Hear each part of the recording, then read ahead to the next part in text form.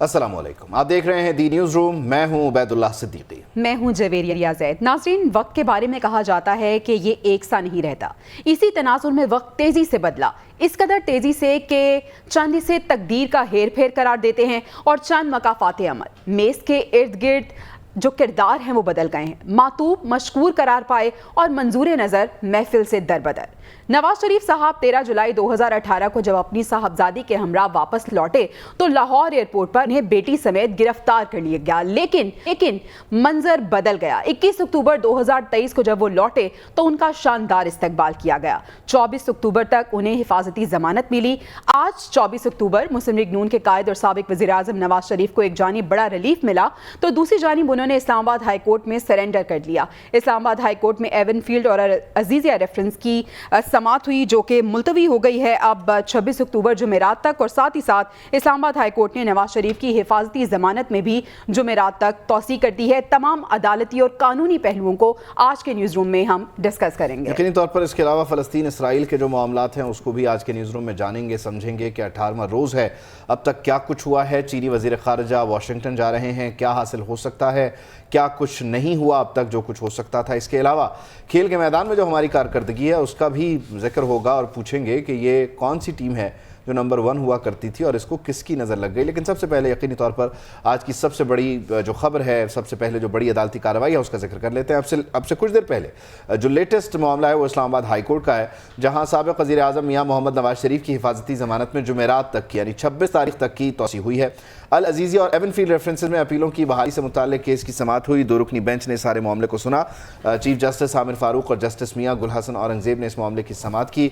सज़ा के खिलाफ दरख्वास्तें बहाल करने से मुताल्लिक़ जो मामला है उस पर नैब को नोटिस जारी हुआ, यानी अपीलें जो हैं, अपीलें बहाल करने का मामला उस पर नोटिस हो चुका है। जबकि इससे पहले साबिक़ वज़ीर आज़म नवाज शरीफ ने एहतसाब अदालत के सामने भी सरेंडर किया और वहाँ भी उनकी ज़मानत मंजूर हुई। आज अलबत्ता दिलचस्प मामला ये रहा कि जो इस्लामाबाद हाई कोर्ट में 2 मामलात थे, अल अजीज़िया और एवन फील्ड के, उसमें मौजूद जज साहिबान ने कहा, जब नैब प्रोसिक्यूटर ने कहा कि हमें कोई एतराज़ नहीं है, हम गिरफ्तार नहीं करना चाहते और अगर ज़मानत दी जाती है तो हमें उस पर भी कोई एतराज़ नहीं, तो फिर मौजूद जज साहिबान ने हैरानी से पूछा कि ये वही नैब है जिसका शायद किसी के पास जवाब तो ना था। अलबत्ता सब मुस्कुराते रहे और एक कहकहा भी अदालत में सुनाई दिया। चीफ जस्टिस साहब ने कुछ बरहमी का भी इजहार किया और कहा कि नैब ने अगर मुखालिफत नहीं करना होती तो फिर इस सारे मामले में हमारा वक्त क्यों ज़ाया किया जाता है, ये रेफरेंसेस वापस ले लिए जाएँ।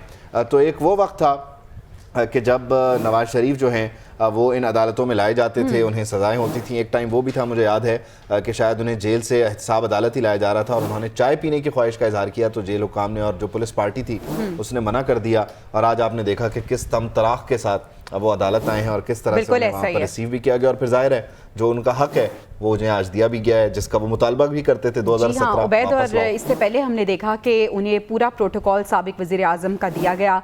वो पाकिस्तान आए तो पहले की तरह ना तो कोई गिरफ्तारी हुई और ना ही कोई रुकावट रास्ते में आई, बल्कि शाहाना और शानदार किस्म का इस्तकबाल किया गया। इससे पहले 24 अक्टूबर तक उनको रिलीफ भी दिया गया, अब इसमें तौसी भी कर दी गई है 26 अक्टूबर तक। अब हम देख रहे हैं कि इस्लामाबाद हाई कोर्ट ने नवाज शरीफ की हिफाजती ज़मानत में तौसी कर दी है और जो केसेस की समात है वो भी अब 26 अक्टूबर तक मुलतवी कर दी गई है। तो ये तमाम तर अदालती सूरत हाल आज का पूरा दिन रही। इससे पहले नवाज शरीफ साहब ने सरेंडर भी किया और उसके बाद अब समात जो है वो मुलतवी हो गई है। लेटेस्ट जो मामला इस्लामाबाद हाई कोर्ट का उसको दिन भर कवर करते हैं हमारे नुमाइंदे आदिल सईद अब्बासी, उनसे ज़रा बात करते हैं, मामले को जानने और समझने की कोशिश करते हैं। आदिल, 2 दिन का ये रिलीफ है, 26 तारीख तक अब नैब ने गिरफ्तार नहीं करना, ज़मानत है। नैब ने तो वैसे भी अदालत में कहा है कि हमें कोई एतराज़ नहीं है, जिस पर चीफ जस्टिस ने कुछ बरहमी का भी इजहार किया। अदालती कार्रवाई ज़रा बताइए और उसके जो दिलचस्प पहलू हैं ज़रा पहले वो बताइए। देखिए, ये अल अजीज़िया रेफरेंस है और एवन फील्ड रेफरेंस, जिसमें इस रोज नवाज शरीफ की जानिब से अपीलें बहाल करने के लिए दरख्वास्तें दायर की गई थी इस्लामाबाद हाई कोर्ट में और इस पर बेंच बनाया गया था। इस्लामाबाद हाई कोर्ट की chief justice justice Aamir Farooq और जस्टिस मियां गुल हसन औरंगज़ेब पर मुश्तमिल 2 रुकनी बेंच था। हिफाजती जमानत की दरख्वास्त पर भी इसी बेंच ने समाअत की थी, तो इन तीनों केसेस को जोड़ दिया गया था और इन तीनों केसेस की समाअत एक ही वक्त में इस्लामाबाद हाई कोर्ट में chief justice Islamabad high court और आमिर फारूक और जस्टिस मियां गुल हसन औरंगज़ेब पर मुश्तमिल 2 रुकनी बेंच ने इन तमाम केसेस पर समाअत की। आजम नजीर तारड़ नवाज शरीफ की जानिब से अदालत में पेश हुए। उनकी जानिब से कहा गया कि नैब कोर्ट ने इश्तिहारी का स्टेटस खत्म कर दिया है चीफ जस्टिस ने इस्तफसार किया कि पहले दरख्वास्तों से मुतल्लिक बताएं, जिस पर आजम नजीर तारड़ ने कहा कि अदालत हमारी अपीलें बहाल करने की दरख्वास्तें पहले सुने, अगर हम आपके दलाइल से मुतमईन ना हुए तो फिर ये चीफ जस्टिस की जानिब से कहा गया, जिस पर आजम नजीर तारड़ ने कहा कि मैं दलाइल दूंगा और अदालत को मुतमईन करूंगा। चीफ जस्टिस ने कहा कि अपीलों की बहाली रूटीन का मामला नहीं है, आपने मुतमईन करना है कि आप अदालत से गैर हाजिर क्यों रहे। जस्टिस मियां गुल हसन औरंगजेब की जानिब से कहा गया कि जब डिक्लेरेशन इस किस्म का दिया जाए तो क्या वो फिर कह सकता है अपीलें बहाल करें। जस्टिस मियां गुल हसन औरंगजेब की जानिब से कहा गया कि एक बात आपको क्लियर कर दूं, आप के मुताबिक आप लॉ के मुताबिक जाएंगे, जिस पर आजम नजीर तारड़ ने कहा कि आर्टिकल 10A से पहले की सूरत हाल मुख्तलिफ थी, अब आर्टिकल 10A में हयात बख्श केस का फैसला भी है। ये चीफ जस्टिस सही है, लेकिन बहरहाल जो दलाइल दिए गए, जो आर्ग्यूमेंट था, उसको कंसिडर करते हुए 2 दिन की इसमें हिफाजती जमानत तो मिल गई है। साकिब सैयद भी हमें ज्वाइन करें, आरे शामिल गुफ्तगू कर लेते हैं। दिन भर एहतसाब अदालत के मामला पर उन्होंने नजर रखी और इस वक्त बताया जा रहा है कि मिनिस्टर्स एनक्लेव के बाहर वो मौजूद हैं। साकिब कहिएगा, एहतसाब अदालत की जो कार्रवाई है वो तो यकीनी तौर पर सबके सामने है, वहाँ सरेंडर हुआ और उसके बाद वहाँ से भी रिलीफ मिल गया साबिक़ वज़ीर आज़म को। मिनिस्टर्स एनक्लेव का इस वक्त क्या माहौल है, यहाँ क्या गहमा गहमी है, लाहौर वापस जाने की तैयारी है, यहाँ कुछ मुलाकातें हैं, इजलास हैं, क्या खबरें हैं? जी बिल्कुल, जैसे कि इस वक्त पे हम मौजूद हैं मिनिस्टर एनक्लेव में। जैसे कि साबिक़ वज़ीर आज़म नवाज़ शरीफ 4 साल बाद पाकिस्तान आए, तो आज कल जो है वो लाहौर से मरी गए और मरी से जो है आज जो है पहले एहतसाब अदालत पहुँचे। एहतसाब अदालत की अगर मैं हवाल की बात करूँ तो एहतसाब अदालत के पास सिक्योरिटी के सख्त इंतजाम किए गए थे। इसके साथ साथ उनके कारकुनान भी मौजूद थे और कारकुनान की बड़ी तादाद में गुलबाशिबी की, जब नवाज़ शरीफ वहाँ पहुँचे तो गुलबाशिबी की जब अदालत के अंदर नवाज शरीफ पहुंचे तो कमरा अदालत कचाकच भरा हुआ था। जैसे कि बड़ी तादाद में वकला वहाँ पे मौजूद थे। जब जज थे मोहम्मद बशीर जो इस केस की समाअत कर रहे थे, तो उसने कहा कि मियां नवाज शरीफ कहाँ हैं, तो वो वकला ने कहा कि रश की वजह से वो अदालत के अंदर ही मौजूद हैं। तो उसने इशारा किया कि ठीक है वो जा सकते हैं, जिसके बाद अदालत ने जो है 10 लाख मच्छर के हौज जमानत मंजूर कर दी और 20 नवंबर को दोबारा जो है इस केस की समाअत होगी और नैब को नोटिस भी जारी कर दिया। जैसे कि सिक्योरिटी के सख्त इंतजाम थे, जिसके बाद मियां नवाज शरीफ जो है मिनिस्टर एनक्लेव आए, वहाँ पे यहाँ पे जो इशाक डार है उनके घर में उनको स्टे किया। जैसे कि इस्लामाबाद हाई कोर्ट में 3 बजे का टाइम दिया हुआ था समाअत के लिए, लेकिन रश की वजह से जो समाअत में ताख़ीर हुई, क्योंकि वकला की बड़ी तादाद कमरा अदालत 1 में मौजूद थी। जिसके बाद जो सिक्योरिटी एहलकारों ने कहा कि हमें कमरा अदालत को खाली करवाना पड़ेगा क्योंकि सिक्योरिटी रिस्क है और कमरा अदालत को बम डिस्पोजल ठीक है, वो सारे जो सिक्योरिटी प्रोटोकॉल हैं SOPs उन्हें फॉलो किया गया। साकिब सैयद और आदिल सईद अब्बासी, आप दोनों हमें अपडेट कर रहे थे, आप दोनों का बहुत शुक्रिया। दिन भर इन दोनों हमारे रिपोर्ट मामले पर नजर रखी और जो रिलीफ जहाँ से मिलता गया उसको हम तक बताते गए, पहुँचाते गए। आज के दिन के पहले बड़े रिलीफ की अगर हम बात करें तो जनाब निगरान पंजाब हुकूमत ने अल अजीज़िया रेफरेंस में साबिक़ वज़ीर आज़म नवाज शरीफ की सज़ा मुअत्तल कर दी। वज़ीर इत्तलात आमिर मीर ने इसकी तस्दीक की। कहते हैं कि निगरान हुकूमत ने क्रिमिनल प्रोसीजरल कोड के सेक्शन 401 के तहत सज़ा मुअत्तल की है। पंजाब काबीना ने नून लीग की दरख्वास्त पर सज़ा मुअत्तल करने की मंजूरी दी। नवाज शरीफ ने इस्लामाबाद हाई कोर्ट के फैसले की रोशनी में सज़ा मुअत्तली की दरख्वास्त दी थी। तो नवाज शरीफ के लिए बड़ा रिलीफ जो है वो आज ये मिला कि निगरान पंजाब हुकूमत ने अल अजीज़िया रेफरेंस में साबिक़ वज़ीर आज़म नवाज शरीफ की सज़ा मुअत्तल कर दी। लेकिन सवाल ये है कि ये क्या है, क्रिमिनल प्रोसीजर कोड जो है यानी ताज़ीरात पाकिस्तान का सेक्शन 401, ये सूबाई हुकूमत के सज़ा मुअत्तली के इख्तियार से मुताल्लिक़ है और इसमें जो इसकी सेक्शन 401 की दफ़ा 1 है वो सूबाई हुकूमत के पास इख्तियार है कि वो किसी भी सज़ा याफ्ता कैदी की सज़ा मुअत्तल कर सकती है। दफ़ा 2 के तहत सूबाई हुकूमत को इख्तियार है कि वो सज़ा मुअत्तल करते वक्त सज़ा सुनाने वाले जज की राय ले या फिर ना ले, यानी ये उसका सवाबदीद है, सूबाई हुकूमत का सवाबदीदी इख्तियार है। सेक्शन 401 की दफ़ा 3, सूबाई हुकूमत ने जिन शराइत पर सज़ा मुअत्तल की हो, अगर मुजरिम की जानिब से उनमें से किसी भी शर्त की खिलाफ वर्जी हो तो हुकूमत को सज़ा दोबारा बहाल करने का इख्तियार भी हासिल होता है। जबकि सेक्शन 401 की दफ़ा 5 के तहत सूबाई हुकूमत के पास सिर्फ सज़ा मुअत्तल करने का ही इख्तियार है, सज़ा मुआफ़ी सिर्फ वफाकी हुकूमत या सदर मुमलिकत का इख्तियार है। तो ये है सेक्शन 401। माहिर कानून एतजाज़ असलम साहब हमें ज्वाइन करें, उनको ज़रा शामिल गुफ्तगू कर लेते हैं। एतजाज़ साहब, thank you so much for your time. یقینی طور پر سرنڈر کر دینے کے بعد آج کے دن جو ریلیف ملا وہ ان ایکسپیکٹڈ نہیں ہے، یہی پروسیجر تھا یا اس کے علاوہ آپ سمجھتے ہیں کہ اس میں کچھ اور تھا جو آج نیب نے اپنی پروسیکیوشن میں بلو پول چھوڑا نہیں ہو سکا؟ وہ بھائی اینٹیسپیشن میرے خیال سے مختلف تھی.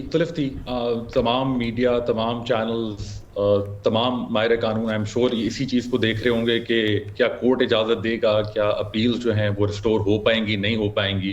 لیکن میرے خیال سے آج جو نیب کی طرف سے جو آرگیومنٹس آئے ہیں اس کو دیکھ کے تو لگتا ہے کہ یہ شاید ریفرنس ہی نہیں چلے گا، جو آبزرو بھی کیا آنریبل چیف جسٹس نے، کیونکہ ان کی آبزرویشن میں تینوں چیزیں، جس طرح آپ نے بھی سرنڈر کا لفظ استعمال کیا، تینوں چیزوں کے اوپر نیب نے سرنڈر کیا ہے. ان سے پوچھا گیا کہ کیا آپ ریسٹوریشن کو چیلنج کریں گے، تو جواب آیا نہیں. کیا انہوں نے پوچھا کہ کیا آپ ان کو گرفتار کرنا چاہتے ہیں، تو جواب آیا نہیں. انہوں نے پھر ایونچولی یہ بھی پوچھا کہ کیا آپ ان کی جو توسیع ہے کیا اس کو چیلنج کریں گے، انہوں نے کہا نہیں. تو نیب نے آج ٹوٹل سرنڈر کیا ہے، اور اگر ایک ریفرنس غلط ہے یا نیب اس کو کنٹیسٹ ہی نہیں کرنا چاہتا، یا نیب کو آج یہ لگتا ہے after 5 years if they believe کہ جی یہ ریفرنس جب بھی فائل ہوئے تھے، جب بھی اس کے اوپر کام ہوا تھا، شاید ان کے پاس آج وہ گراؤنڈ اگر ان کا لگتا ہے کہ نہیں ہے، تو مے بی ان کو یہ ریفرنس واپس لے لانا چاہیے اور قیمتی وقت جو کورٹ کا ہے وہ ضائع نہیں کرنا چاہیے. یہ تو خود چیف جسٹس نے بھی کہا، عامر فاروق صاحب نے بھی یہ کہا. میں آپ سے ادھر پوچھنا ہی چاہ رہا ہوں کہ 401 کا جو اختیار ہے یہ یقینی طور پر جو نگران صوبائی حکومت ہے اس نے ایکسرسائز کیا ہے، اس کو ذرا اگر سادہ اور آسان الفاظ میں آپ مجھے سمجھا سکیں تو اس سے کیا سمجھا جائے کہ یہ نواز شریف کے لیے ریلیف ہے، تو کس حد تک ہے؟ جی اس کے اندر جی دو پہلو ہیں. پہلا تو یہ کہ جو العزیزیہ کیس کے اندر جو پہلی آپ سمجھ لیں کہ سسپینشن تھی وہ کورٹ کی طرف سے آئی تھی.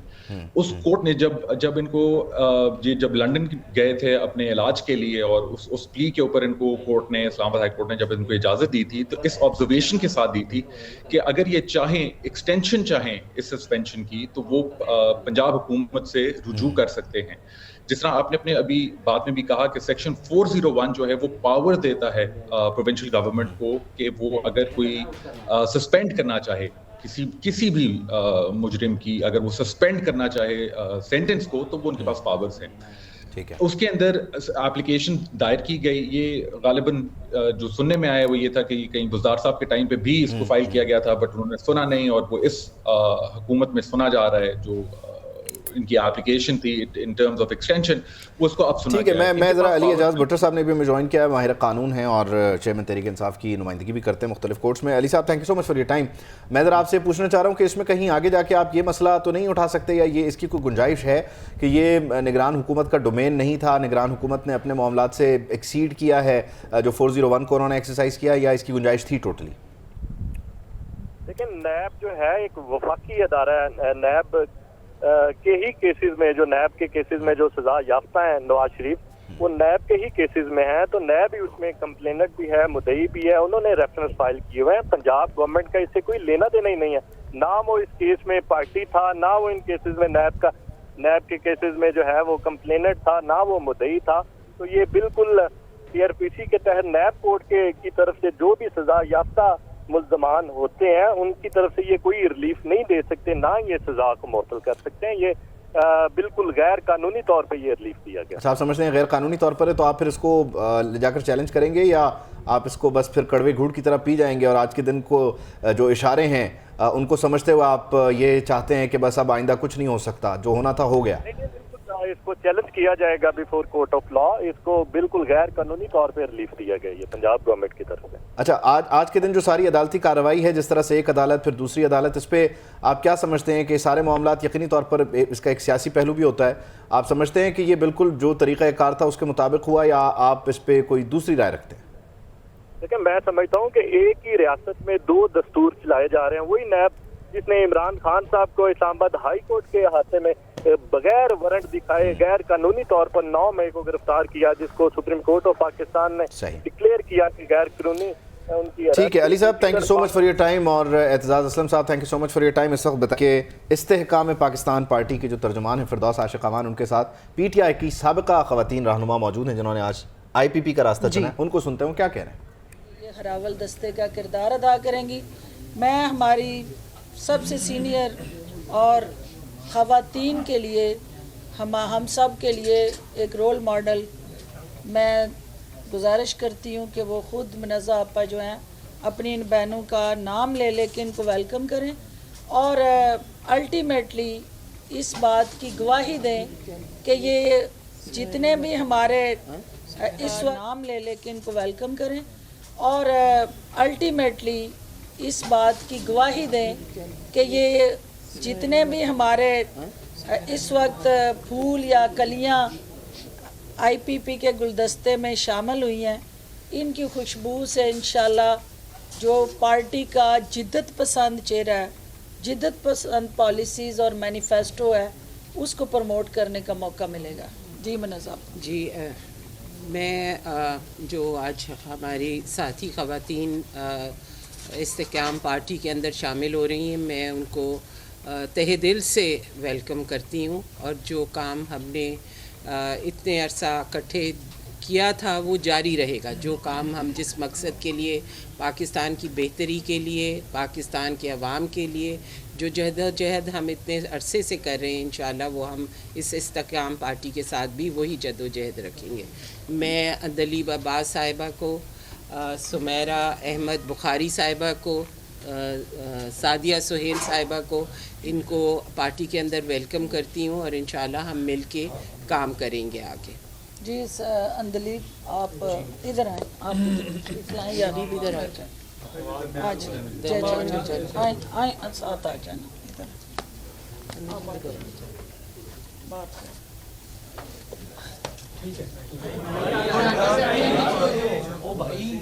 یہ چیزیں ہوتی ہیں نا، کٹ ہوا جب اونچ نیچ ہوتی ہے تو وہ چیزیں خراب ہوتی ہیں۔ بہت بہت شکریہ۔ میں سب اپنی ساتھی خواتین اسپیشلی اور جتنے بھی مرد ہیں، ہم بہت دیر سے اکٹھے ہیں مختلف فورمز پہ، ان کا شکریہ ادا کرتی ہوں کہ آج ہم پھر اکٹھے ہو گئے ہیں۔ اور بیسکلی ہم نے آگے دیکھنا ہے، ہم نے دیکھنا ہے کہ جی کاز کیا ہے۔ ہم ایک فرد اور ایک پارٹی کاز سے بڑی نہیں ہوتی، تو کاز جو ہے وہ آگے ہونا چاہیے۔ اور کاز کیا ہے؟ وہ ہے جو پاکستان کے اس وقت حالات ہیں، جس میں جتنی اس وقت کسمہ پرسی ہے اور جتنی بے بسی ہے عام آدمی کے لیے، وہ شاید کبھی پہلے نہ ہو۔ تو جو ہمارا سارا کاز ہے وہ عام آدمی ہے۔ آج جب ایک عام آدمی نکلتا ہے تو اس کو یہ پتہ نہیں ہوتا کہ اس کی شام کب ہوگی، اس کے پاس اپنے لیے، اپنے بچوں کے لیے ایک روٹی ہوگی کہ نہیں، اور جب وہ گھر آتا ہے تو ساری رات خوف سے تڑپتا ہے کہ جی صبح بتی جلانا اور چولہا جلانا ایک جرم ہو گیا ہے۔ آپ نے دیکھا ہوگا کہ لوگوں نے اپنے زیور بیچے ہیں، اپنی موٹر سائیکلیں بیچی ہیں کہ وہ بجلی کے بل دے سکیں۔ آپ نے دیکھا ہوگا کہ ایک بخار کی گولی جو ہے وہ ایک عام آدمی کو اپنے بچے کو دینے کے لیے در بدر کی ٹھوکریں کھانی پڑتی ہیں۔ آپ نے دیکھا ہوگا کہ جب وہ بیٹھتا ہے اور وہ دیکھتا ہے کہ میں نے اپنے کمرے کا کرایہ دینا ہے یا میں نے اپنے بچوں کی تعلیم کی فیس دینی ہے، تو وہ ایک ڈپریشن میں چلا جاتا ہے، جس کی وجہ سے اس وقت جو ہماری معاشی اور معاشرتی حالات ہیں وہ بہت ہی تھکن، الجھن اور تذبذب کے شکار میں ہیں، کیونکہ آپ کے 10 کروڑ لوگ اس وقت بے بس اور لاچار ہیں۔ ان 10 کروڑ لوگوں کا کاز ہے، اور ہو کیا رہا ہے؟ غصہ ہے، ہو کیا رہا ہے؟ ڈپریشن ہے، ہو کیا رہا ہے؟ الجھن ہے۔ لوگ لڑ رہے ہیں، لوگ ڈاکے ڈال رہے ہیں، اور لوگ ایک بغیر سمت کے اپنی زندگی گزار رہے ہیں۔ وہ زندہ ہیں لیکن زندگی نہیں ہے۔ اور اسی لیے آپ نے دیکھا کہ ایک بندے نے اپنی بچی کو گولی مارا ہے، اور یونٹی جب آپس میں ہوتی ہے تو کام جو ہے وہ بہتر طریقے سے سر انجام ہوتے ہیں۔ ہم سب جانتے ہیں کہ اس وقت ہمارا ملک کس تکلیف دہ دور سے گزر رہا ہے، اور میری نظر میں ہم پڑھے لکھے لوگ جو ہیں ان کا سب سے ضروری کام یہ ہوتا ہے کہ اپنی قوم کے اندر جو ایک اگریشن ہے اس کو ہم نے ختم کرنا ہے. تو وہ پازیٹیوٹی، اور جب آپ کا ملک جو ہے وہ ترقی کرتا ہے تو وہ آٹومیٹکلی اگریشن جو ہے وہ ختم ہوتا ہے. تو آئی ہوپ کہ جو ہمارا مین مقصد ہے اس میں ہم سرخرو ہو سکے اور مل جل کے اپنے ملک کے لیے بہتر کام کر سکیں. کوسچنز کا آج ایک سوال کیا وجہ بنی کہ پی ٹی آئی چھوڑنے پر آپ مجبور ہوئی؟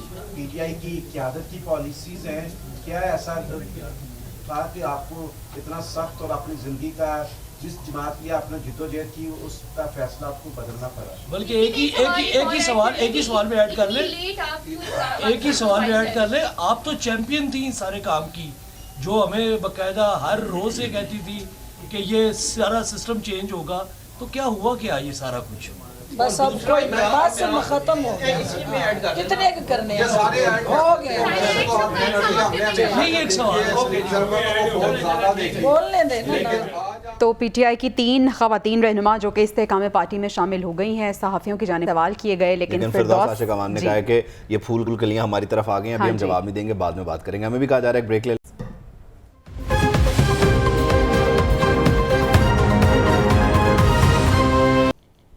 Welcome back. ابھی ہم آپ کو بتاتے ہیں کہ رہنما پاکستان پیپلز پارٹی خورشید شاہ یہ کہتے ہیں کہ ابھی تک لاڈلے میاں صاحب ہی نظر آتے ہیں. ہم پہلے ہی کہتے تھے کہ الیکشن کی تاریخ وائرل ہو گئی ہے. سب پہ بات کرنے کے لیے ہمارے ساتھ موجود ہیں منیب قادر صاحب اور سید محمد علی صاحب.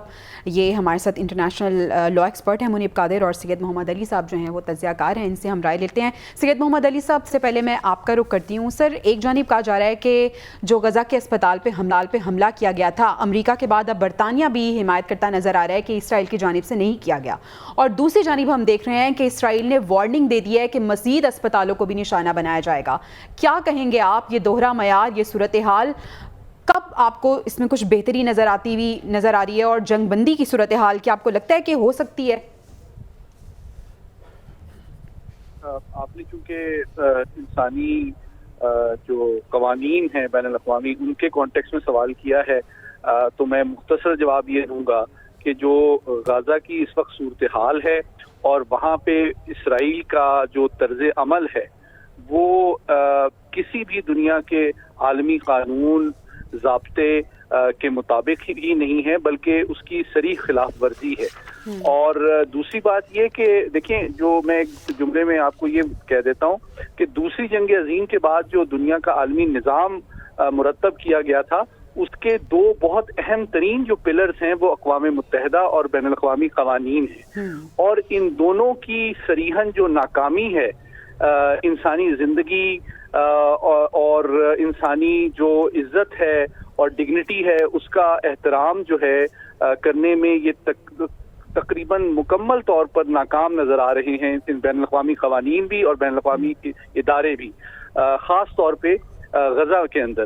تو یہ تو ایک ریالٹی کو ایکسپوز کر رہا ہے کہ جو ڈبل سٹینڈرڈز ہیں ویسٹرن پاورز کے، کہ وہ بین الاقوامی قوانین اور ہیومن رائٹس کے ایشو کو اس وقت اٹھاتے ہیں جب کوئی ڈیولپنگ کنٹری کو ان کو کوئرس کرنا ہوتا ہے، اس کے اوپر پابندیاں لگانی ہوتی ہیں، یا اس کی امداد کو منقطع کرنے کا کوئی جواز ڈھونڈنا ہوتا ہے. لیکن جب ان کے حلیف یہ طرز عمل عراق کے اندر کرتے ہیں، شام کے اندر کرتے ہیں، لیبیا میں کرتے ہیں یا فلسطین میں کرتے ہیں، تو وہاں پہ انسانی جو بین الاقوامی قانون اور ادارے ہیں وہ بالکل خاموش نظر آتے ہیں. بلکہ ایک جملہ صرف میں ایڈ کر دوں، آپ بات کر رہی ہیں ہسپتال کی تباہی کی.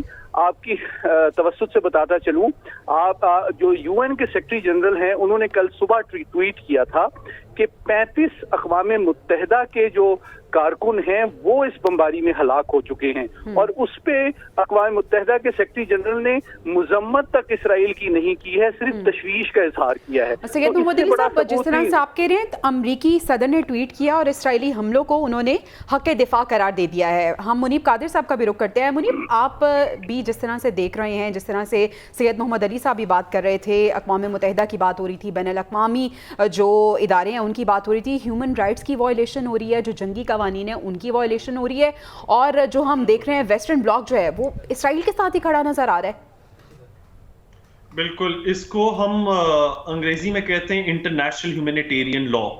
اور میں کیونکہ انٹرنیشنل ہیومن رائٹس لا پڑھاتا بھی ہوں تو پہلی دفعہ زندگی میں ایسا ہو رہا ہے کہ اب پڑھاتے ہوئے بھی مجھے لگ رہا ہوتا ہے کہ میں جھوٹ پڑھا رہا ہوں, میں کتابی چیزیں پڑھا رہا ہوں, کیونکہ اصل میں جو ہم لوگوں کو دکھائی دے رہا ہے وہ پوری طرح سے یعنی پامالی ہے اور توہین ہے انٹرنیشنل ہیومینیٹیرین لا کی. پچھلے 2 ہفتوں میں اکیلے ہی پچھلے 2 ہفتے میں 5000 سے زیادہ فلسطینی لوگوں کو جاں بحق کر دیا گیا ہے, اور جو وہاں کی 2.3 ملین کی آبادی ہے اس میں سے آدھے تو بچے ہیں, اور وہاں کی جو 2/3 پاپولیشن ہے غازہ کے اندر وہ ڈسپلیس ہو گئے, وہ بے گھر کر دیے گئے ہیں. ان کا جو سپلائی ہے فوڈ کا اور جو بیسک نیسیسٹیز کا اس کو کٹ آف کر دیا گیا ہے. یہ ساری چیزوں کو وار کرائمز کہا جاتا ہے, اور انہی قوانین کے تحت ان کو وار کرائم کہا جاتا ہے جو کہ مغربی ممالک کے لیڈران نے اور مغربی ممالک نے بنائے تھے.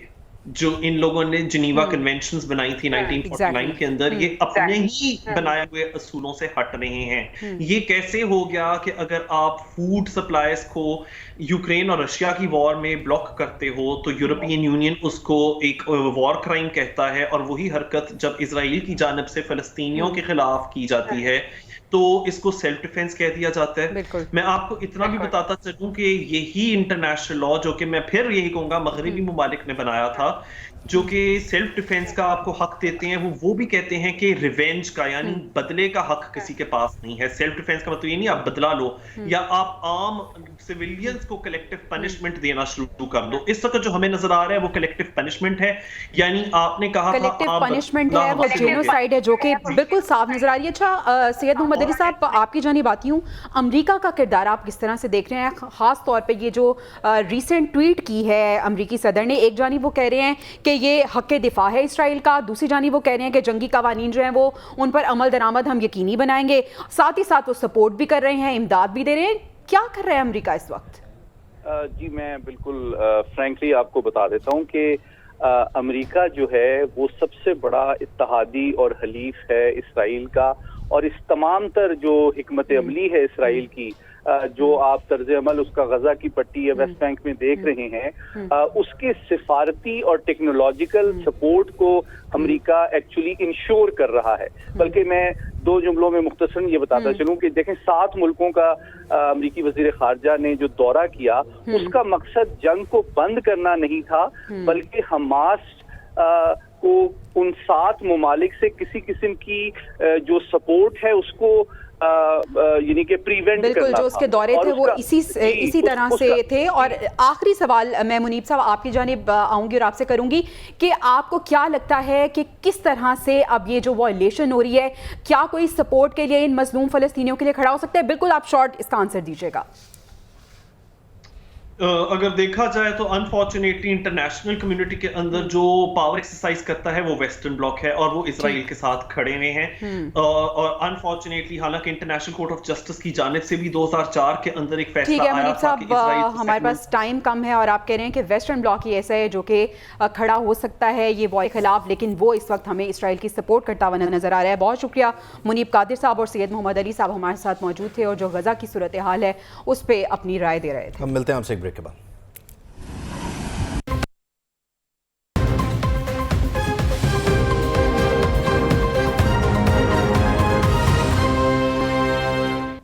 Welcome back to the news room. اور نیوز روم میں ہم بات کرنے جا رہے ہیں گیس کی قیمتوں میں جو 200% اضافہ کیا گیا ہے, اس سے ہم کس طرح سے نبرد آزما ہوں گے عام صارف کے لیے. تو ایک طرف یہ معاملات پہلے ہی مشکل تھے, بجلی کی قیمتوں میں مسلسل اضافہ تھا, پیٹرول کی قیمت میں ہلکا سا ریلیف ملا, لیکن اس سب کے باوجود اب گیس کی قیمت میں یہ جو 200% اضافہ ہے اس کو ہم برداشت کیسے کریں گے, اور ساتھ ہی ساتھ انڈسٹری کے لیے یہ کتنا خطرناک ہو جائے گا. کیونکہ اگر ہم نے جو کمپیٹیٹیو مارکیٹ میں جانا ہے تو اگر ہماری ایکسپورٹس کا مقابلہ نہیں ہوگا دنیا میں, اگر ہم سستی پروڈکٹس نہیں دیں گے تو پھر ہم چلیں گے کس طرح, بڑھیں گے کس طرح اور سروائیو کس طرح کریں گے. دوسری طرف اگر ہم سروائیول کی بات کریں تو سروائیول تو میاں محمد نواز شریف کا نظر آ رہا ہے, کیونکہ آج ان کی ضمانتیں ہو گئی ہیں, چاہے وہ اسلام آباد ہائی کورٹ ہو یا احتساب عدالت ہو, تو الٹیمیٹ سروائیور بڑی آسانی سے ان کو ریلیف ملتا ہوا نظر آ رہا ہے. اور اب جو حفاظتی ضمانت ہے 26 اکتوبر یعنی جمعرات تک اس میں توسیع کر دی گئی ہے اور سماعت بھی ملتوی ہو گئی ہے جمعرات تک کے لیے.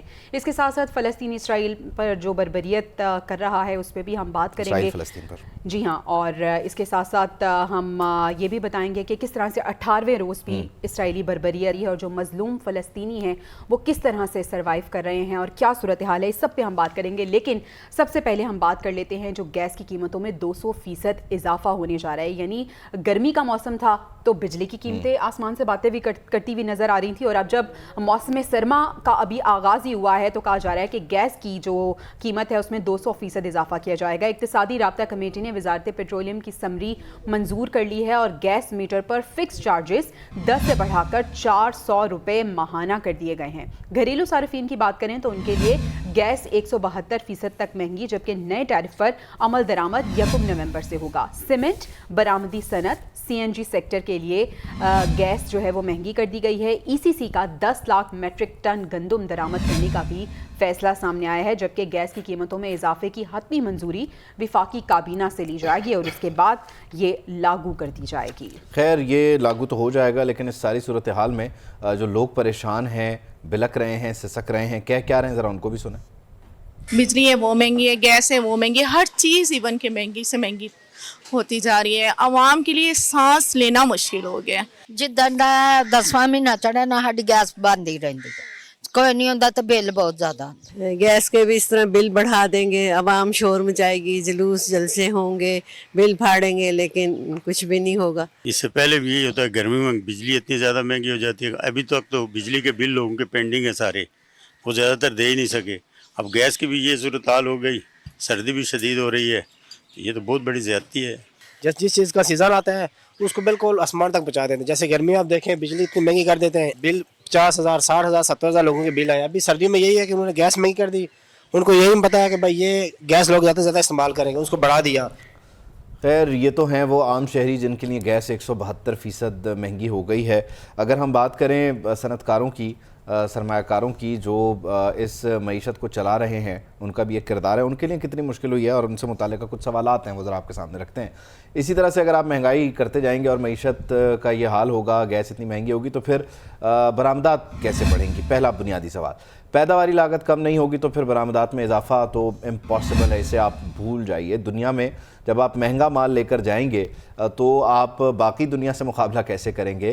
زائد لاگت سے تیار پروڈکٹ ہوگا تو عالمی منڈی میں اسے سستا کیسے بیچیں گے؟ انڈیا سے اور بنگلہ دیش سے مقابلہ کیسے کریں گے؟ وہ چیز جو انڈیا اور بنگلہ دیش لیٹ سے 2 روپے میں آفر کر رہا ہے، اسے آپ 5 روپے میں تیار کر کے جب 7 روپے میں بیچنے جائیں گے تو پھر آپ کو پاگل ڈھونڈنے پڑیں گے جو آپ سے یہ 7 روپے کا سامان خریدنے کے لیے بھی تیار ہوں. خیر اسٹوڈیوز میں ہمارے ساتھ موجود ہے عدنان بٹ صاحب. بہت شکریہ سر آپ کے وقت کا. وائس پریزیڈنٹ ہیں آپ لاہور چیمبر کے.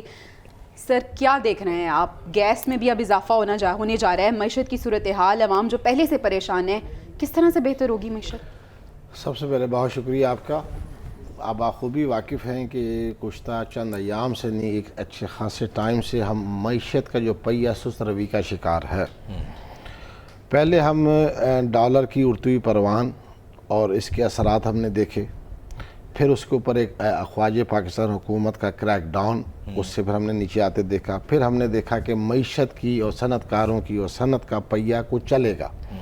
حالیہ یہ جو اضافہ ہوا ہے گیس کے اوپر، گیس بنیادی را مٹیریل ہے انڈسٹری کا، اور جس انداز سے یہ اضافہ ہوا ہے اس کے اندر ہمیں 2 پرابلمز نہیں ہیں. آپ یہ دیکھیں کہ صنعتی پہیہ اگر نہیں چل پائے گا، اور صنعتی پہیہ ہم جس طرح ریجنل پرائس وار سے ہم ڈے بائی ڈے نکلتے چلے جا رہے ہیں، ایکسپورٹ کا ہدف ہم نے ٹاسک کرنا ہے، تو اگر یہ ہماری صنعتی پیداواری لاگت اس اضافی سے اس تیزی سے بڑھتی چلی جائے گی تو کیا ہم ریجنلی پرائس وار کے اندر رہیں گے؟ نمبر 1. نمبر ہم نے گلوبلی پرائسنگ کرنی ہوتی ہے ایکسپورٹ کے حوالے سے. آلریڈی ہم دوسرے یوٹیلیٹی بلز کے اوپر ہم آلریڈی انکریز ہیں، اور اس کے اوپر ہم گیس کا یہ اضافی بوجھ. اس کے ساتھ ساتھ آپ یہ دیکھیں کہ بعض انڈسٹری نے اپنے پاور جنریشنز لگائے ہیں، اس کی بھی سورس گیس ہے، وہ بھی بہت ہو چل جائے گی. اب آپ یہ دیکھیں کہ اس MMBTU جو اب بڑا ہے، پہلے اس کا 1100 روپے تھا ایکسپورٹ کے لیے، اب 950 کے اضافے کے ساتھ وہ 2200 روپے ہو گیا.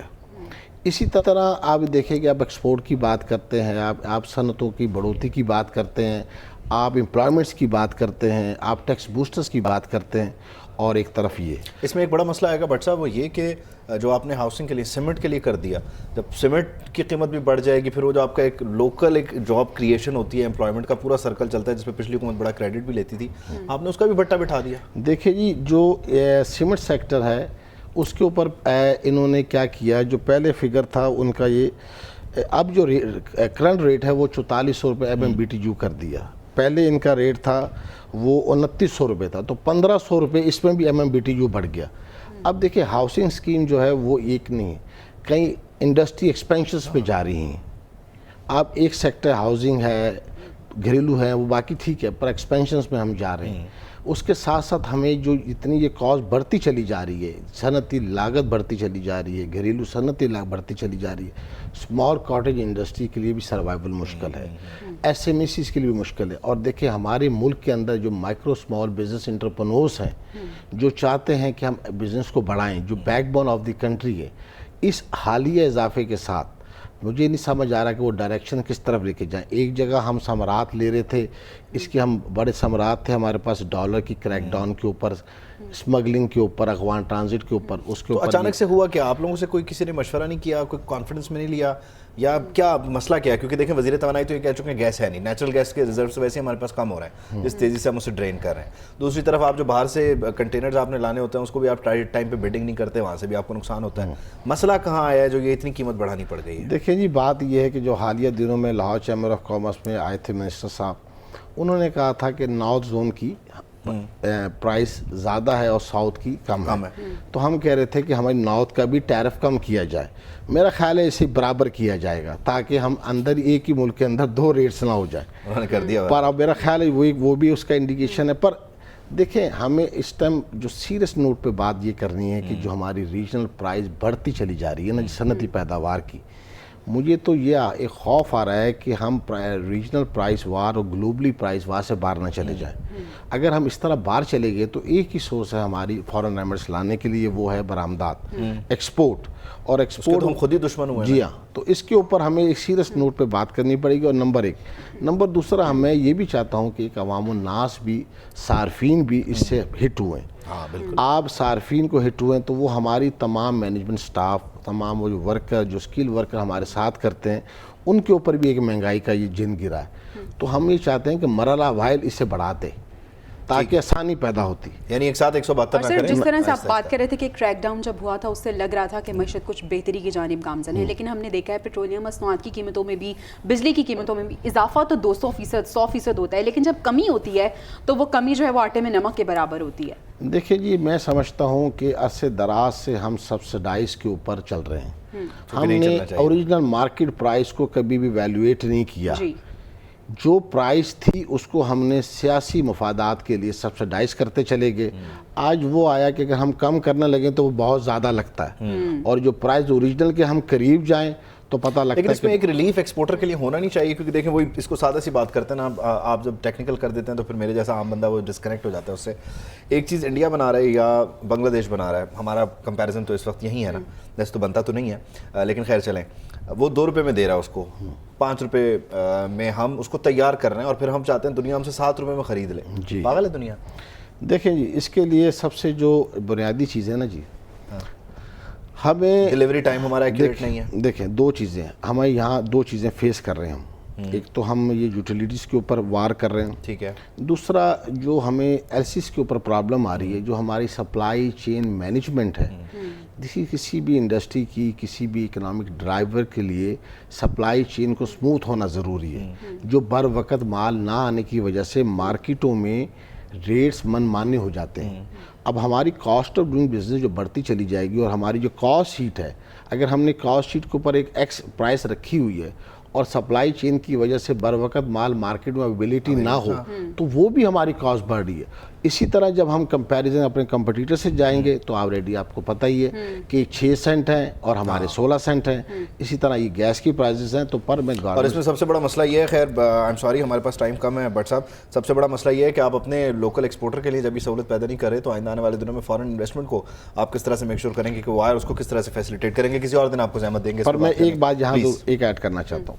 हम एक्सपोर्टर्स की बात कर रहे हैं, ये ज़रूरी है हमारे मुल्क के लिए, पर हमारे मुल्क में 60% लोकल इंडस्ट्री भी लगी है जो इसी पर बेस करती है, वो जो जॉब क्रिएटर्स भी हैं और टैक्स बूस्टर्स भी हैं। आपका मशवरा ये है कि इसको मरहलावार बढ़ा दिया जाए, एक साथ में किया जाए। बहुत शुक्रिया सदनान भट्ट साहब, thank you so much for your time. तो 172% आपके मेरे बिल में इजाफा है। खैर वो तो वज़ीर तवानाई कह रहे हैं गैस आएगी नहीं, तो फिर जब आएगी नहीं तो फिर बिल क्यों देंगे? बिल्कुल ऐसे ही। और वो वज़ीर आज़म वाली बात बहरान भी नहीं है। बहरान तो है, अब कबूतर की तरह आंखें बंद कर ली जाएं तो वो एक अलग बात है। खैर ओवरसीज़ पाकिस्तानियों की बात करते हैं जिनके पास 19 अरब डॉलर से ज़्यादा की ऑफशोर दौलत का इंकशाफ हुआ है। ओवरसीज़ पाकिस्तानियों की निस्फ से ज़ायद सरमायाकारी दुबई में है। 11.2 अरब डॉलर रियल स्टेट सेक्टर में इन्वेस्ट किए गए हैं। ये रकम पाकिस्तान के 2022 के GDP का 3.6% बनती है। 3000 से कम अरब पतियों के पास 13 ट्रिलियन डॉलर की दौलत मौजूद है। अरब पतियों पर सालाना 2% इनकम टैक्स से अरबों रुपए का रेवेन्यू इकट्ठा किया जा सकता है। आलमी इदारे की टैक्स चोरी से मुतालिक रिपोर्ट में अदादो शुमार सामने आ चुके हैं। खैर ये हमारे ओवरसीज़ पाकिस्तानियों का इस वक्त हाल है। ओवरसीज़ पाकिस्तानियों की हम बात करें तो साबिक़ वज़ीर आज़म की भी बात कर लेते हैं, नवाज़ शरीफ साहब की। वो ओवरसीज़ से ही आए ना। इस्लामाबाद हाई कोर्ट ने आज उन्हें हिफाजती ज़मानत मज़ीद मतलब दी हुई तो थी, उसमें तोसी कर दी है। जुमेरात तक का अब उसमें इजाफा है। 26 तारीख तक के लिए उनको एक और रिलीफ मिल गया है। अल-अज़ीज़िया और एवनफील्ड रेफरेंसेस में अपीलों की बहाली से मुताल्लिक़ केस की समाअत हुई। नवाज़ शरीफ की सज़ा के खिलाफ दरख्वास्तें बहाल करने की दरख्वास्तों पर नैब को नोटिस जारी कर दिया गया। इससे पहले साबिक़ वज़ीर आज़म नवाज़ शरीफ ने एहतसाब अदालत के सामने भी सरेंडर किया। तोशा खाना केस में भी उनकी ज़मानत मंजूर हुई। 10 लाख रुपए के उन्होंने मचल के जमा करवाए और अदालत ने जो इश्तिहारी का स्टेटस था वो ख़त्म कर दिया, दायमी वारंट भी मनसूख कर दिया। इस्लामाबाद हाई कोर्ट में दिलचस्प सवाल ये हुआ, जब नैब सब अच्छा है की रिपोर्ट दे रहा था तो चीफ जस्टिस ने पूछा कि ये वही नैब है, और जवाब किसी के पास नहीं था। हवाओं के रुख बदलते हुए नजर आ रहे हैं सबको। खैर नवाज शरीफ के लिए पहला बड़ा रिलीफ आज जो मिला वो आपको बताते हैं कि निगरान पंजाब हुकूमत ने अल-अज़ीज़िया रेफरेंस में साबिक़ वज़ीर आज़म नवाज शरीफ की सज़ा मुअत्तल कर दी। वज़ीर इत्तलात आमिर मीर ने इसकी तस्दीक की। वो कहते हैं कि निगरान हुकूमत ने क्रिमिनल प्रोसीजरल कोड के सेक्शन 401 के तहत सज़ा मुअत्तल की है। पंजाब काबीना ने नून लीग की दरख्वास्त पर सज़ा मुअत्तल करने की मंजूरी दी। नवाज शरीफ ने इस्लामाबाद हाई कोर्ट के फैसले की रोशनी में सज़ा मुअत्तली की दरख्वास्त दी थी। तो नवाज शरीफ को आज के दिन एक बड़ा रिलीफ मिला है निगरान पंजाब हुकूमत की जानिब से। ताज़ीरात पाकिस्तान का सेक्शन 401 सूबाई हुकूमत की सज़ा मुअत्तली के इख्तियार से मुतालिक है। आपको बताते हैं कि सेक्शन 401 की दफ़ा 1 क्या कहती है। सूबाई हुकूमत के पास इख्तियार है कि वो किसी भी सज़ा याफ्ता कैदी की सज़ा मुअत्तल कर सकती है। सेक्शन 401 की दफ़ा 2 सूबाई हुकूमत को इख्तियार है कि वो मुजरिम की सज़ा मुअत्तल करते वक्त सज़ा सुनाने वाले जज की राय ले या ना ले, यानी ये उसकी सवाबदीद है। सेक्शन 401 की दफ़ा 3 कहती है कि सूबाई हुकूमत ने जिन शराइत पर सज़ा मुअत्तल की हो, अगर मुजरिम की जानिब से इनमें से किसी भी शर्त की खिलाफ वर्जी हो तो हुकूमत को सज़ा दोबारा बहाल करने का इख्तियार हासिल है। सेक्शन 401 की दफ़ा 5 ये कहती है कि सूबाई हुकूमत के पास सिर्फ सज़ा मुअत्तल करने का इख्तियार है। सज़ा मौफ़ी सिर्फ वफाकी हुकूमत या सदर मुमलिकत को हासिल है। तो ये तमाम तर 401 सेक्शन की दफ़ात हैं जो कि आपको हम अपडेट कर रहे थे। नवाज शरीफ पर तोशा खाना रेफरेंस जो है उस हवाले से भी हाँ जी, उसको भी जरा आपको एक्सप्लेन करते हैं। उसमें सरेंडर कर दिया, ज़मानत हो गई, 10 लाख रुपए के मचल के दे दिए। ये तोशा खाना का रेफरेंस क्या है? नवाज शरीफ ने यूसुफ रज़ा गिलानी के दौर में गाड़ी तोशा खाना से ली। नवाज शरीफ को 2008 में बगैर कोई दरख्वास्त दिए तोशा खाना से ये गाड़ी दे दी गई। गाड़ी की अदायगी अब्दुल गनी मजीद नामी शख्स के जाली अकाउंट में की गई। नवाज शरीफ का मौक़िफ़ था कि गाड़ी 97 में दोस्त मुल्क से मिली जो तोशा खाना में जमा करवा दी थी। पीपल्स पार्टी हुकूमत ने बगैर दरख्वास्त तोशा खाना से गाड़ी तोहफे में दे दी। ये मालूम नहीं था कि गाड़ी गैर कानूनी तरीके से ख़रीद कर दी गई। नैब रेफरेंस के मुताबिक नवाज शरीफ को मिलने वाली मर्सिडीज़ गाड़ी की असल कीमत 42 लाख थी। 42 लाख रुपए का 15% यानी कि ली गई, जबकि यूसुफ रज़ा गिलानी का मौक़िफ़ है कि गाड़ी कानूनी तरीके से अदायगी के बाद दी गई। नैब का अदालत में मौक़िफ़ है कि नवाज शरीफ पर बदउनवानी और बददियानती का इल्ज़ाम हम साबित कर सकते हैं। कानून के मुताबिक ट्रायल करके उन्हें सख्त से सख्त सज़ा दी जाए। तो ये है तोशा खाना का केस। जबकि दूसरी तरफ अल-अज़ीज़िया और एवनफील्ड के मामलात आपके सामने हैं। वो शुरू हुआ था मामला पनामा से, पनामा में फिर वो मॉनिटरिंग जज की सूरत JIT बनी, JIT के ज़रिए बाद में मामला दोबारा गए, नाअहली हुई और फिर एहतसाब अदालतों में 3 रेफरेंसेस चले, एक में बरी हो गए, 2 अब भी चल रहे हैं। खैर आज के दिन सुप्रीम कोर्ट ऑफ पाकिस्तान में भी चीफ जस्टिस ऑफ पाकिस्तान ने पंजाब के वकला पर बरहमी का इजहार किया और पूछा कि क्या दावा लिखना कब सीखेंगे। तमाम वकला को पैगाम दे रहे हैं कि केस की तैयारी किया करें। Chief justice of Pakistan justice قاضی فائز عیسیٰ کے اراضی تنازع کیس میں ریمارکس. کہا کیا پنجاب کے لاء کالجز ڈرافٹنگ نہیں سکھاتے؟ سب سے زیادہ لڑائی جھگڑے اور وکلاء کی ہڑتالیں پنجاب میں ہوتی ہیں. کہاں لکھا ہے کہ وکیل صرف عدالت میں دلائل دے گا؟ درخواستوں کی ڈرافٹنگ صحیح نہ ہونے پر پاکستان بار اور پنجاب بار کو نوٹس بھی جاری کر دیا گیا.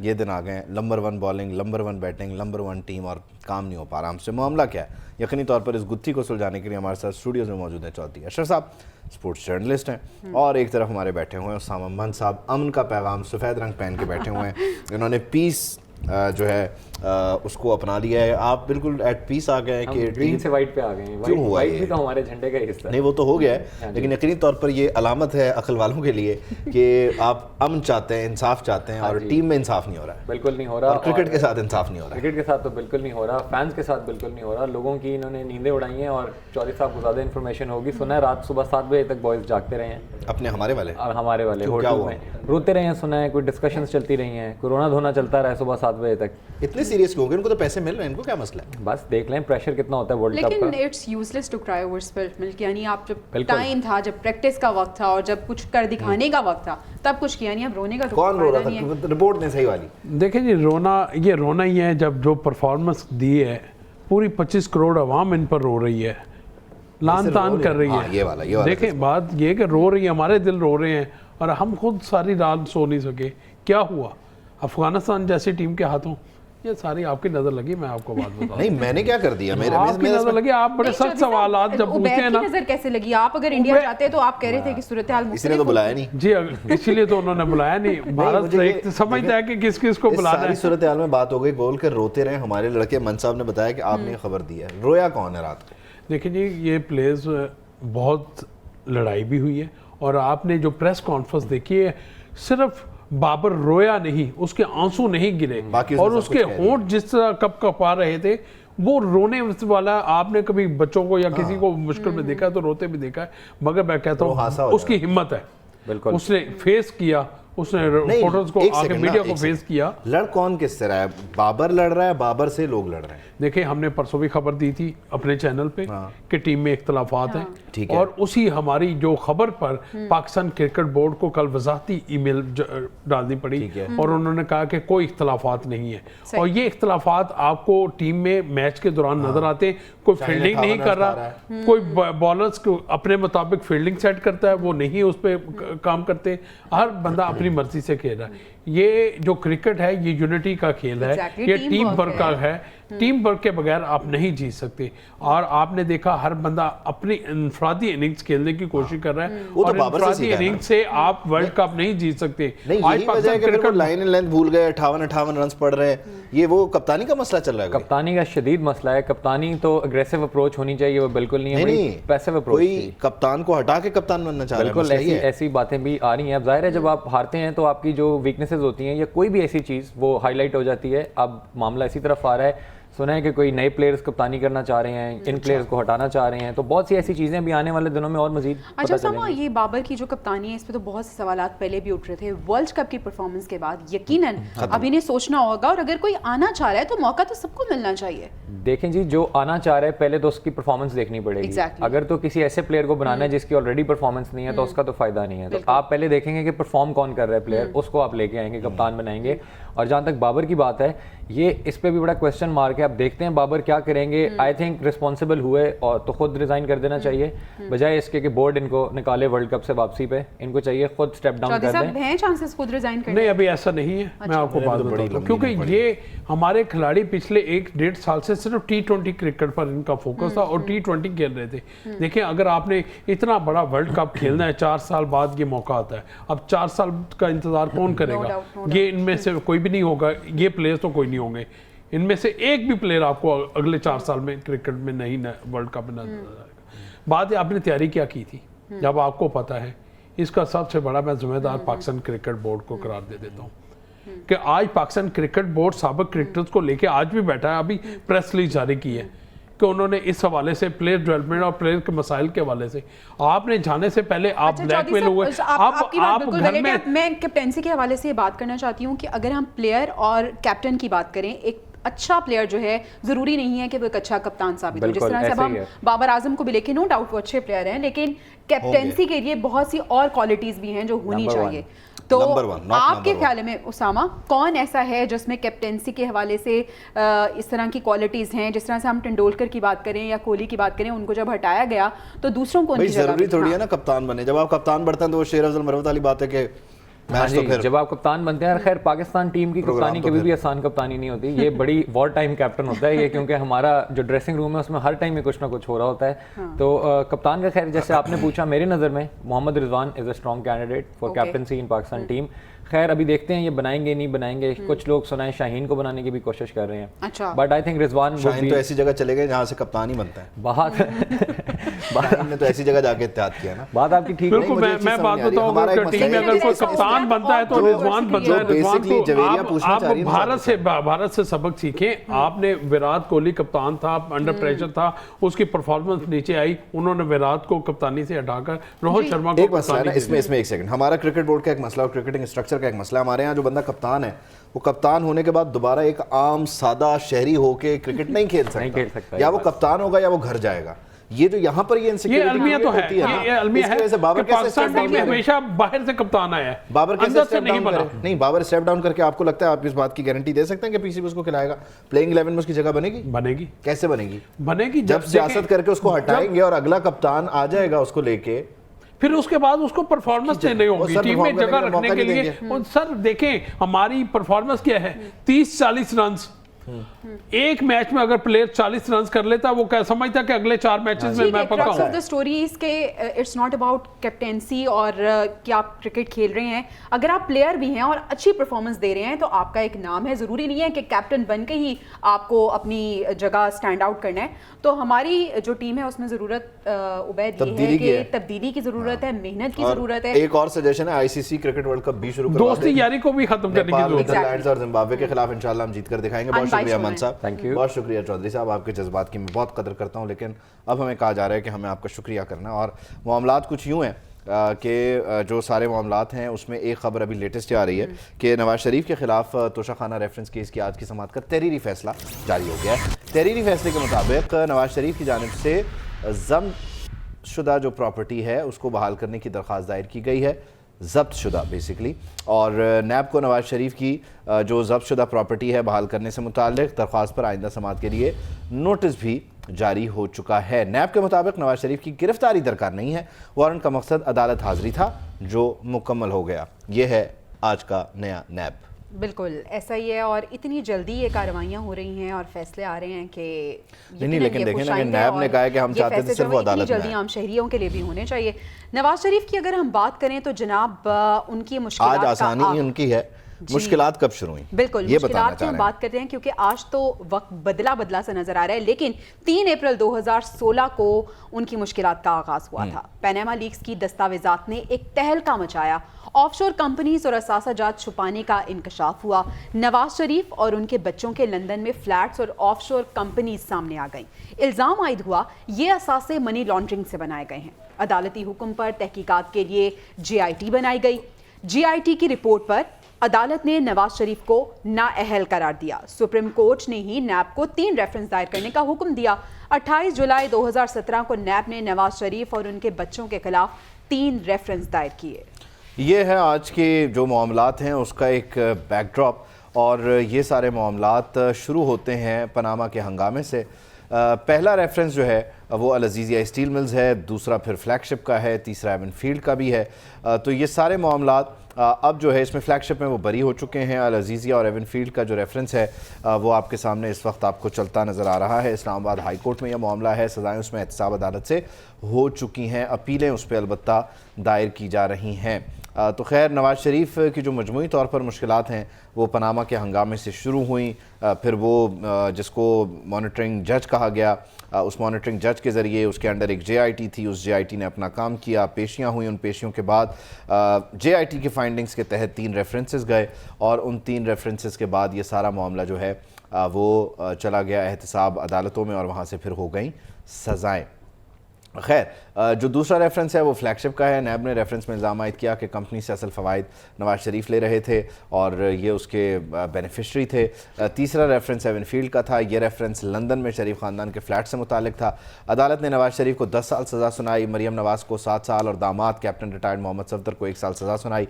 सितंबर 2022 में मरियम नवाज़ और उनके शौहर को इस्लामाबाद हाई कोर्ट ने बरी कर दिया। नवाज शरीफ भी अब इस रेफरेंस में बरीयत चाहते हैं और इसका जो ग्राउंड है वो ये है कि क्योंकि उनकी साहबजादी और दामाद को बरी किया गया तो उन्हीं सेम ग्राउंड्स पर उन्हें भी बरी किया जाए। खैर, अब ये मामला अदालत में है और अदालत देखेगी कि इस सिलसिले में उसने करना क्या। हम एक ब्रेक के बाद आपसे मिलते हैं।